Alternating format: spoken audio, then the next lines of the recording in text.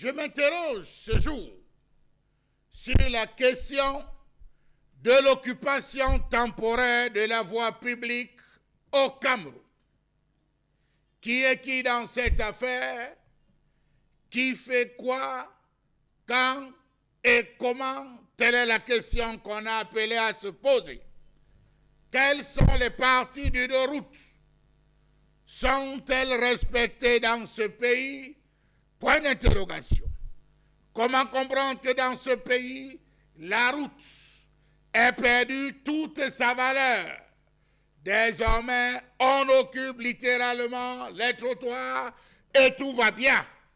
Comment comprendre que depuis ces derniers jours, les communes d'arrondissement semblent encourager l'occupation de la voie publique? Comment comprendre qu'aucune priorité n'est donnée à l'organisation de la route? Comment comprendre que même le petit espace réservé à la route soit transformé en parking? À l'aide de l'ancien maire de la ville, communauté urbaine de Douala, on est allé jusqu'à diviser les chaussées, faire encore des traits des deux côtés de la route pour demander aux gens de garer sur la voie publique. Est-ce cela qu'on appelle embellissement de la ville? Où sont les urbanistes dans le principe de développement de cette ville? Est-ce que la ville a-t-elle été véritablement pensée et confiée aux urbanistes? Question. À qui profite le crime dans cette histoire de l'OTVP entre la mairie de la ville de Douala et les communes d'arrondissement? Douala 5 se plaint, Douala 3 se plaint, Douala 2 se plaint, Douala 1er se plaint, Douala 6 se plaint, Douala 4 se plaint. Monsieur le maire de la ville, question, est-ce que vous sillonnez cette ville? Est-ce que vous avez véritablement pris les rênes en termes d'organisation de cette ville? Comment comprendre que le désordre urbain soit créé par les agents de la police municipale? L'occupation temporaire de la voie publique est devenue un serpent de mer entre plaintes et dénonciations. Les commerçants sont perdus. L'occupation temporaire de la voie publique est à l'origine depuis quelque temps des disputes, plaintes et conflits entre la mairie de la ville, les communes d'arrondissement, les commerçants et les usagers de la route. L'OTVP entre donc dans quelle caisse? La caisse de la mairie de la ville ou la caisse de la commune d'arrondissement? La corruption, c'est elle désormais qui guide la somme des actions sur le terrain. D'un côté, la mairie de la ville se revendique, de l'autre, c'est les communes d'arrondissement qui attendent le passage pour aussi faire le fort, jouer au gros bras. Monsieur le maire, regardez les axes connus par tous. Makepe Misoke. Marché Makepe Misoke. Allez voir. Le boulevard Amadou Ahidjo. L'avenue du 27 août. Comment comprendre que le rond-point Mahéture, du rond-point Mahéture jusqu'à l'école publique, la nouvelle norme en termes de construction, c'est les conteneurs. Je dis bien du rond-point Mahéture jusqu'à l'école publique. Vous prenez l'axe traversant sable, de gauche à droite, c'est à poser de manière anarchique des conteneurs.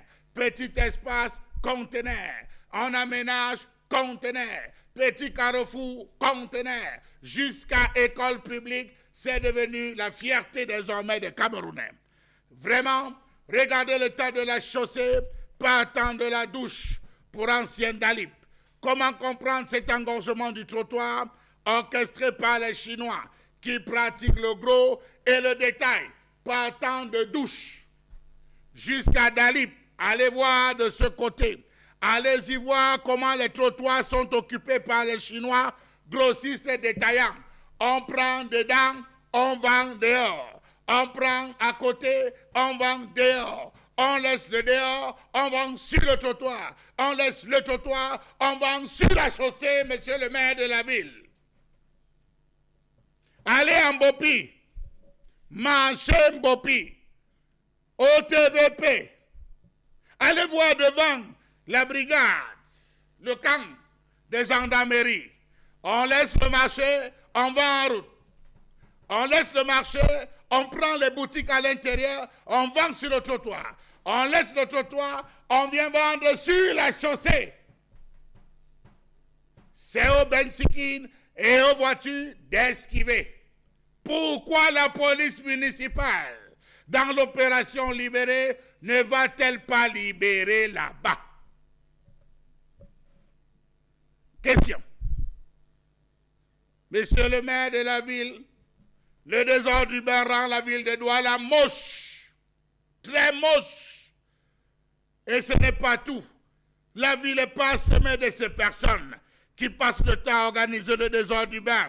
Vous garez sur l'endroit convenu, sabot. Vous garez sur le trottoir, sabot. Et qui est? À quelle norme appartient le placer ou la mise des sabots? Personne ne le sait. Le désordre urbain, ce n'est pas poser n'importe comment des sabots sur des véhicules à des endroits où des gens ne dérangent en rien la circulation. Vraiment, peut-on expliquer la norme de la mise des sabots dans cette ville? Vous êtes sur le trottoir, sabot. Voie publique, sabot. Oh là là, même si on a payé, a-t-on le droit d'occuper de façon permanente le trottoir? Question. Allez voir du côté de l'Olympia. Le Cristal à Bonamoussadi. Sans papier. Allez voir ce que ces propriétaires de débit ont fait de la voie publique. Je vous épargne des nuisances sonores. On place des chaises sur le trottoir. Le soir, il y a des individus qui viennent porter les chaises et divisent la route en deux. Avec des DJ qui mixent dehors, monsieur le maire de la ville. Ça fait Moutoumou, toute la nuit, au son de DJ Arafat, on mixe, on s'en fout. Pareil à Deido. Alors là, c'est grave. On a divisé pratiquement tout l'axe. À partir de 18h, messieurs les usagers, vous devez circuler comme des mototaximens. Comment donc comprendre que les pseudo-concessionnaires recrutés par les élus locaux émettent des taxes illégales, séquestrent des contribuables et distraient annuellement des centaines de millions de francs qui n'aident et ne financent pas le développement? Vous ouvrez un bar où les gens sont assis à la terrasse, on vous frappe. Finalement, comment comprendre? L'OTV, finalement, c'est le piège de qui? La mairie ou les communes? Monsieur le maire, réveillez-vous.